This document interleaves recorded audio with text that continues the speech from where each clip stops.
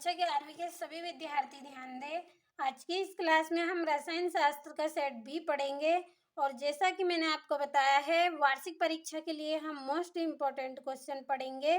तो देखिए सेट ए हमने पढ़ लिया है, सेट बी आज के इस वीडियो में हम कंप्लीट करेंगे।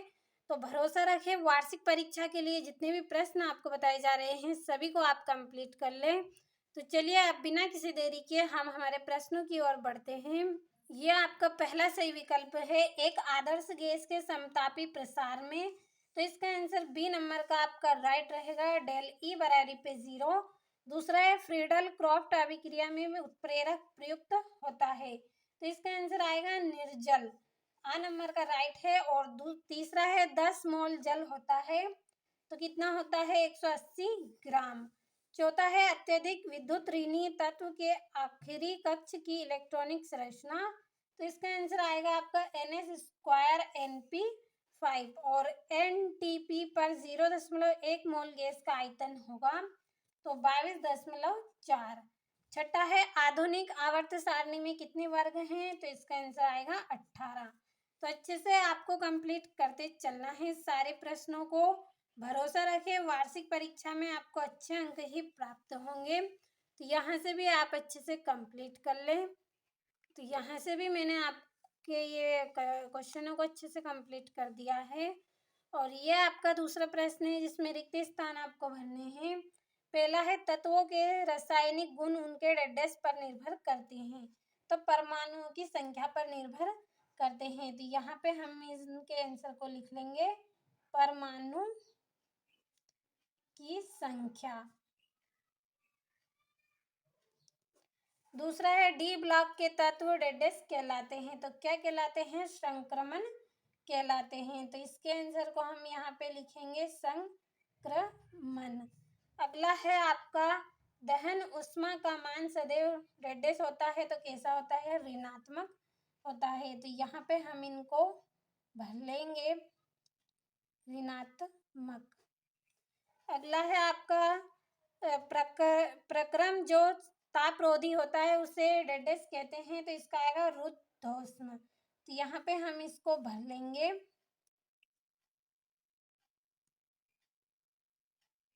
तो देखिए इसका आंसर आएगा रुद्धोष्म, ये दा लिखा है आपका और नीचे रापुटा है। और पांचवा है यौगिक में तत्वों का डैश अनुपात मूलानुपाती सूत्र कहलाता है, तो इसका आंसर आएगा सरलतम। तो यहाँ पे हम इसको भर लेंगे सरलतम।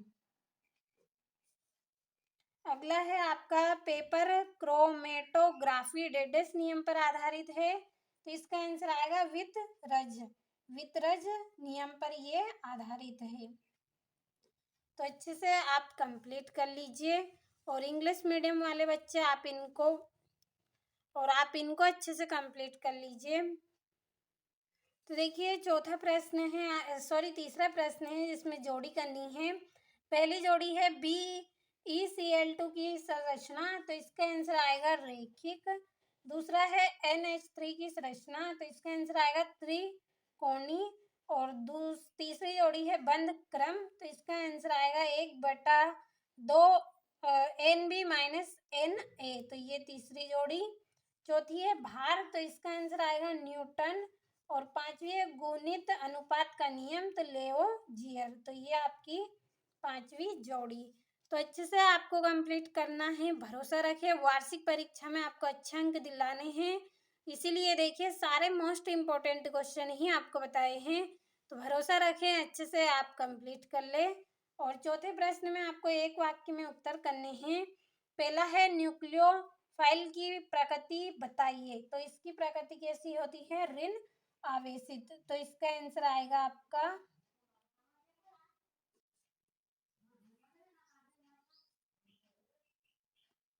ऋण आवेशित। दूसरा है शुद्ध जल में हाइड्रोजन आयन की सांद्रता का मान कितना होता है, तो इसका आंसर आएगा आपका 1×10⁷, तो इसका आंसर है आपका 1.10⁷। तो अच्छे से आपको कंप्लीट कर लेना है सारे प्रश्नों को। तीसरा है सोडियम क्लोराइड में किस प्रकार का बंध पाया जाता है, तो आयनिक बंध, तो इसके आंसर को हम यहाँ पे भर लेंगे आयनिक बंद। अगला है आपका BF3 अणु का द्विध्रुव आघूर्ण होता है, तो कैसा होता है? शून्य होता है। पांचवा है एल्किल हैलाइड व सोडियम से एल्केन बनाने के लिए प्रयुक्त अभिक्रिया का नाम लिखिए, तो इसका आंसर आएगा ऊर्ज अभिक्रिया।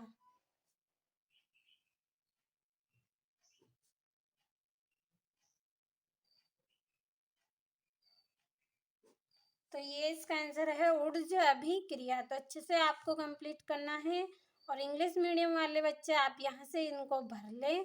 अब चलिए बढ़ते हैं अगले प्रश्न की ओर। तो ये आपके पांचवें प्रश्न में सत्य असत्य है, जिनको मैंने कंप्लीट कर दिया है, तो अच्छे से आपको स्क्रीनशॉट लेना है। और ये आपका छठा प्रश्न है, एवोगैड्रो नियम क्या है, और लुसाक का गैस आयतन संबंधी नियम लिखना है। तो सारे दो नंबर के प्रश्न हैं, अच्छे से आप कंप्लीट करते चलें। और ये यहाँ से आपका 9वां प्रश्न, और ये 10वां प्रश्न है, हाइड्रोजन बंध से क्या समझते हैं, हेनरी का नियम समझाना है। और ये आपका 12वां प्रश्न है, और ये यहाँ से 13वां, 14वां, और ये 15वां प्रश्न है, ये 16वां। तो अच्छे से कंप्लीट कर ले। यहाँ से भी आप अच्छे से कंप्लीट करते चले। ये 18वां है, बोर सिद्धांत के मुख्य दोष क्या है, डी ब्लागली की संकल्पना लिखनी है। और ये 20वां प्रश्न, 4 नंबर के प्रश्न हैं, अच्छे से आप कंप्लीट कर लें। और भरोसा रखें, वार्षिक परीक्षा में आपको अच्छे अंक ही प्राप्त होंगे। जितने भी प्रश्न आपको बताए गए हैं सभी को आप कंप्लीट कर लें।